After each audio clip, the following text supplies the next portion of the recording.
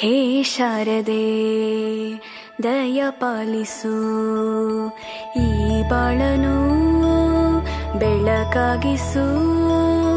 ಹೇ ಶಾರದೆ ದಯ ಪಾಲಿಸು, ಈ ಬಾಳನು ಬೆಳಕಾಗಿಸು.